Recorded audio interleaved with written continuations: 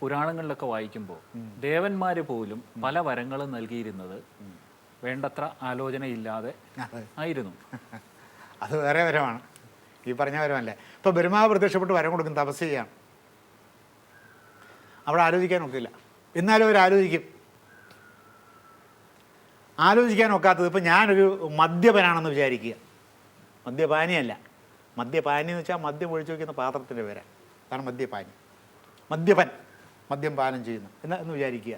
ഞാൻ ബാങ്കിൽ കൊണ്ടുപോയി ലക്ഷക്കണക്കിന് രൂപ ഇടുന്നു. ഞാൻ മഹാമദ്യപനും രാജ്യത്തിന് വിരുദ്ധമായിട്ട് പ്രവർത്തിക്കുന്നവനും, ഒരുപക്ഷെ ഈ ഭീകരവാദിയും ഈ ആയുധങ്ങൾ, മാരകായുധങ്ങൾ കള്ളക്കടത്ത് ഇറക്കുന്നവനൊക്കെയാണെന്ന് ബാങ്ക് മാനേജർക്ക് അറിയാം. തെളിവ് സഹിതം കോടതി എന്നെ ശിക്ഷിച്ചിട്ടില്ലെന്ന് മാത്രമേ ഉള്ളൂ. എനിക്ക് പലിശ തരാതിരിക്കാൻ ഒക്കൂ ബാങ്ക് മാനേജർക്ക്? ഞാൻ ഇട്ടിരിക്കുന്ന ലക്ഷക്കണക്കിന് ഫിക്സഡ് ഡെപ്പോസിറ്റായിട്ട് ഇട്ടിരിക്കുന്ന എൻ്റെ നിക്ഷേപത്തിന്, എൻ്റെ സ്ഥിര നിക്ഷേപത്തിന് ബാങ്ക് മാനേജർക്ക് പലിശ തരാതിരിക്കാൻ ഒക്കും?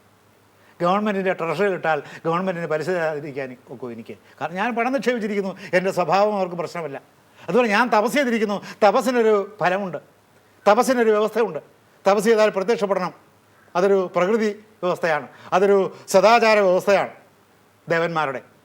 അപ്പോൾ അവൻ്റെ സ്വഭാവത്തെക്കുറിച്ച് നോക്കാനൊക്കില്ല. പ്രത്യക്ഷപ്പെട്ടിട്ട് വരം കൊടുക്കുമ്പോൾ പിന്നെ അതിനകത്ത് ചില തന്ത്രങ്ങൾ അവർ പ്രയോഗിക്കും. ഇവൻ്റെ തപസ് ശരിയല്ലെങ്കിൽ, അവൻ്റെ തപസ്സിലേക്ക് അവനെ നയിച്ച ഉദ്ദേശ്യം ശരിയല്ലെങ്കിൽ, അത് താത്വികമായ തപസ്സല്ലെങ്കിൽ, സാത്വികമായ തപസ്സല്ലെങ്കിൽ.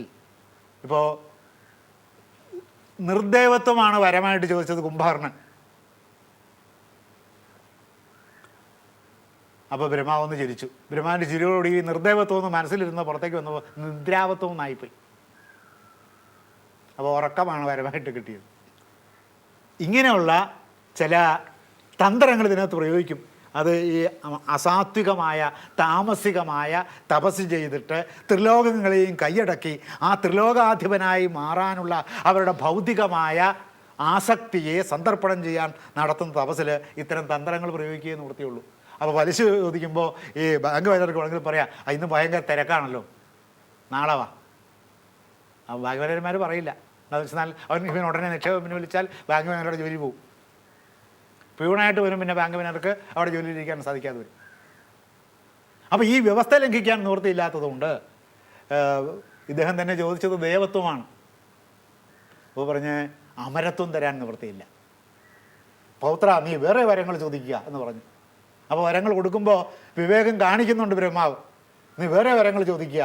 അപ്പോൾ ഇത് തന്നെ ഇദ്ദേഹം വേറെ വാക്കുകളിൽ അവതരിപ്പിച്ചു.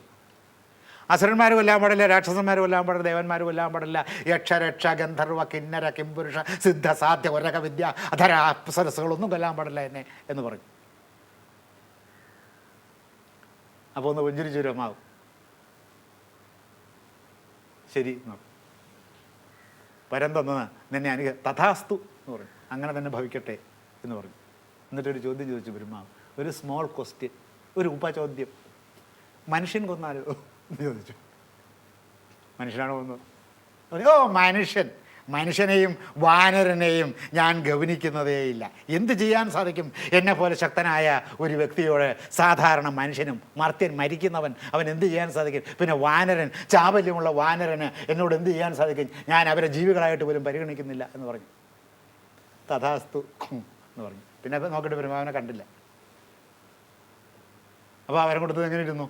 അപ്പോൾ വരം കൊടുക്കുന്നതിൽ ആലോചനയുണ്ട്, വിവേകം കാണിക്കുന്നുണ്ട്. പക്ഷേ വരം കൊടുക്കാതിരിക്കാൻ നിവൃത്തിയില്ല. അതിന് പറഞ്ഞ ഉദാഹരണത്തിൽ നിന്ന് അതിൻ്റെ തത്വം മനസ്സിലാവും.